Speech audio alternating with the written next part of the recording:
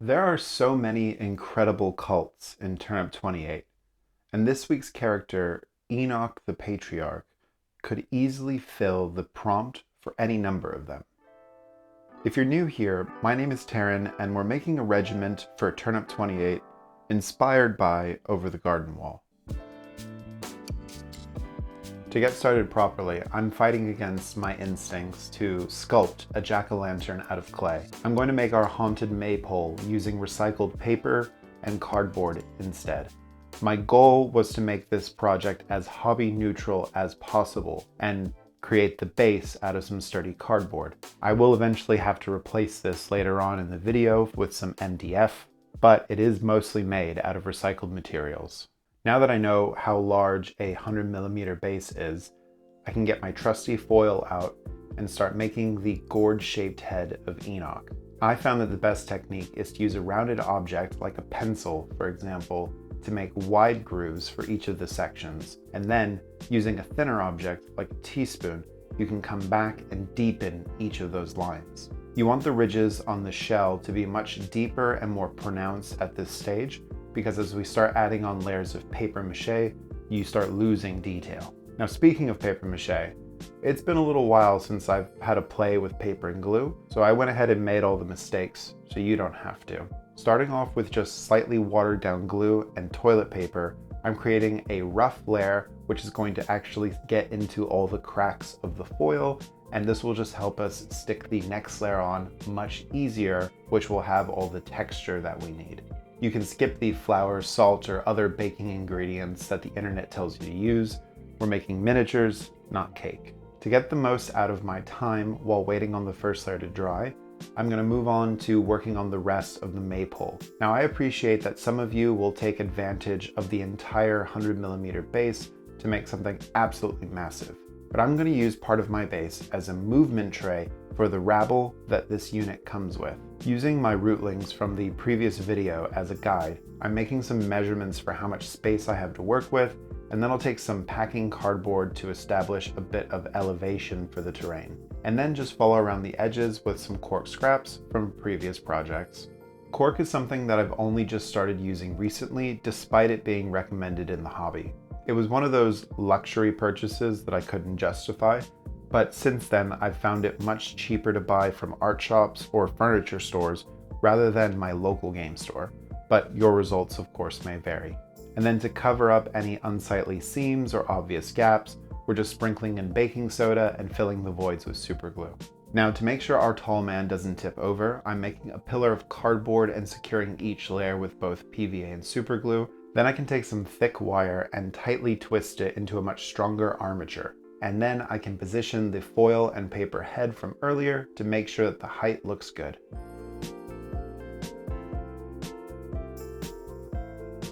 Now we can bring back my favorite recycled material, coffee filters, which I saved and dried out after each brew.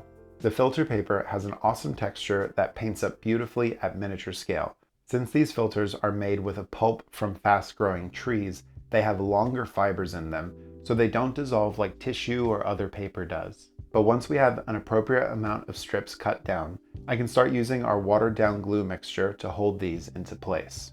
It makes more sense for this to look messy and haphazard for aesthetics. So I'm not worried about overlapping my strips, and I have a plan to fill up any large gaps, as well as topping off the crown of this winter squash. But once again, I have to wait for some glue to dry, so let's prep our next step. In my paper scrap box, I have a few shopping bags that I've held onto because I just never seem to throw anything away. Using these, I'm cutting down much longer strips of paper, longer than I actually need them to be, and making them a variety of widths as well for some variation. The jagged edges at the top of the shopping bag will make for a great bit of texture for the ends of each of the ribbons running down the maypole. Fun fact, the reason paper bags come with jagged edges is to help prevent paper cuts, which by the grace of the root, I managed to avoid through the course of this build. Once the final layer of paper and glue has fully set on the head, I used my hot glue gun to hold the wire into place on the cardboard body and the head to the wire, all in the pose that I wanted. From there, I could continue to use the glue gun and some more foil to fill out the body of Enoch, giving him a conical shape coming up to a point at the neck. Baking foil is a great conductor of heat, so the hot glue cools very quickly and you can build up large shapes in no time at all. But now it's time, once again, for some more paper macheing. At this point, I'm guessing there's going to be some comments talking about drying times and speeding up that process. I would say you're okay to put this in the oven with the light and the fan on, but no heat.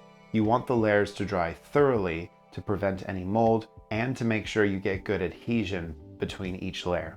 From the moody tone of this video, you could probably guess we're going into winter here in the UK. And so I took my time building this over the course of a few days. Just take it slow and enjoy this return to your childhood arts and crafts. Now for the majority of the ribbons that are running down Enoch's body, I'm just following the shapes of the first layer. To give the neck some more interest, I'm gluing some paper around the top, which will sort of serve as a wide collar. And then I can wrap a few pieces of our ribbon around that to hide the seams. I've also made a few strips that are twice as wide as the rest, which I'm going to fold in half and glue together. These thicker strips will be more posable than the rest, and I'll add them on after they're painted. After I was sure this figure was totally dry in the evening, I got it primed in 2 coats of Poundland white and added a messy black wash to the base and a brown wash all over the paper effigy, both of which have green paint added in to give everything a swamp-like grunge to it. But now we can let this dry overnight and start painting properly in the morning. I'm using a painting trick that I love with this model called a mother color. What that means is I'm adding the same base color to every paint that's going on Enoch. To make everything look washed out and like old moldy paper, I'm adding gray to my mixes. So while I build up from the green shadows to the orange highlights on the pumpkin head, there's gray added in each time. When I'm mixing up the various shades of green for the long ribbons, there's more gray paint added in. There's other ways that you can use this technique, but it's my favorite way to get a consistent feeling across a model that isn't just priming in gray and using speed paints. There's still a lot I have to learn about painting, and one of those things is just enjoying the process.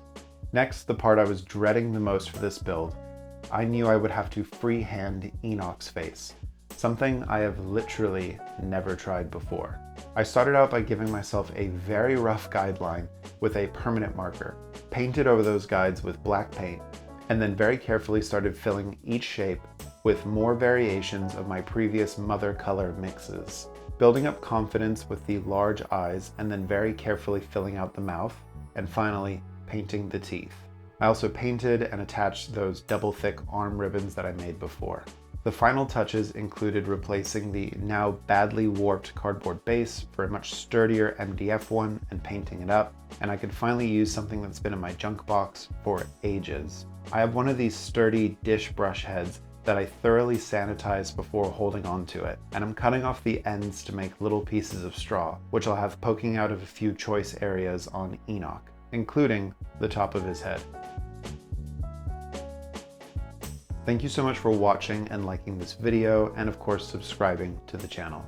If you're looking for other ways to support me and the channel, be sure to check out my Patreon, where you can enjoy a bonus video showing how I made the pikemen and other rabble that accompany Enoch on his base. Until next time, good luck out there, and I'll see you in the unknown.